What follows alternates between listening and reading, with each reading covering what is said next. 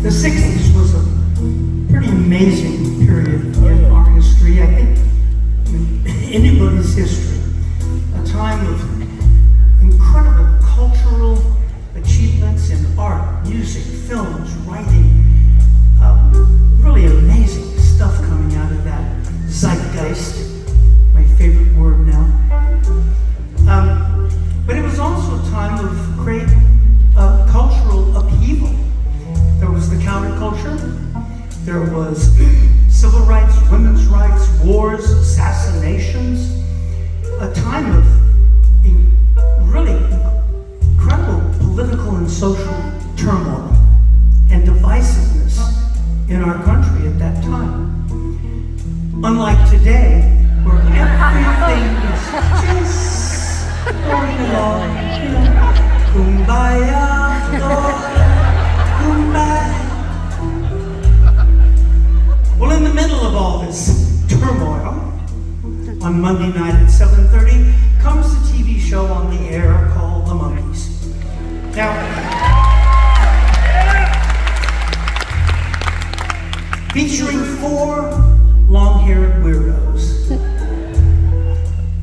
You gotta remember that at that time, the only time you saw young long-haired weirdos on television, they were being arrested.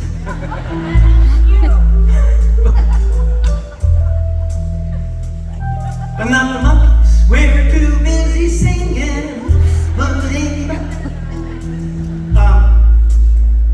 Contrary to popular belief and the hip-wazee, I call them of the time, the Monkees was not America's answer to the Beatles. The Monkees was a television show, a sitcom, about a band that wanted to be the Beatles. That's what we were doing every week, playing, rehearsing, trying to get a gig, trying to get a job. We lived in this Malibu beach house, that was the set, and we were in there in that living room playing and rehearsing, and it spoke to all those kids around the country and the world that were doing that, in their living rooms and basements and garages, trying to be the Beatles, the Stones, trying to make it. On the television show, we never did make it. The Monkees never made it on the TV show. It was that struggle for success that I think was one of the enduring factors. Which does beg the question of how we could afford a Malibu beach house. We never got any work at showbiz, right? Well, 400 young men tried out for the show, my understanding, from all over the country. But there were 2 guys that came from the village out to LA, singer-songwriter, folky, bluesy kind of guys. They were roommates, they were hanging out. One guy heard about the audition for the Monkees and went to the audition. He didn't get it. His name was Stephen Stills. It's okay, I think he's done all right.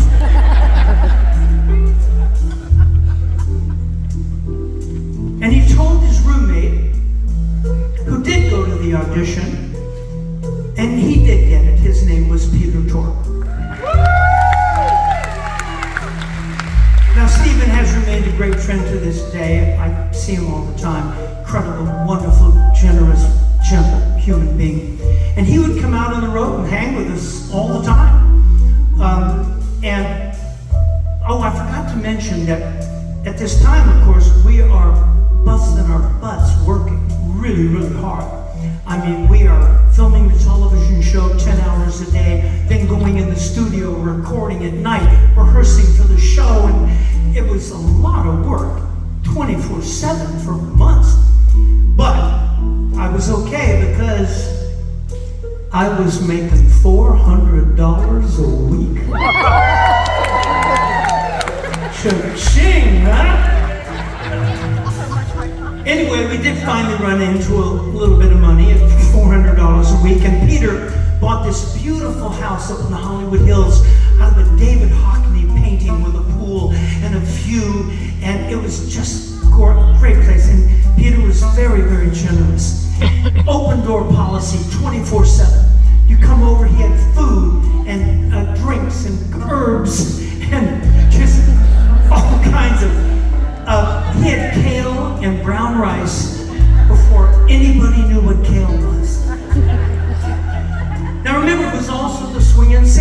summer of love, free love, you know, that time in the world. So people tended to come over to the house every day and swim and stuff, naked. I was up there all the time for the kale. One day, I remember I'm sitting by the edge of the pool, my feet dangling in the water. Stephen comes up with his guitar and he sits down next to me and says, Mickey, I gotta play you this song. I just wrote it, it's gonna be great, our first big single, it's gonna be great, my new band. And I'm like, great, Stephen, show me what you got. And this is what I hear.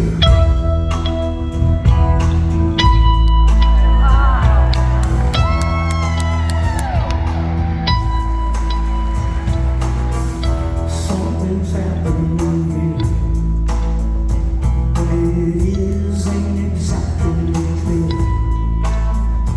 There's a man with a gun over there, telling me I've got to beware. What's not to stop me? What's that sound? Everybody knows what's going down.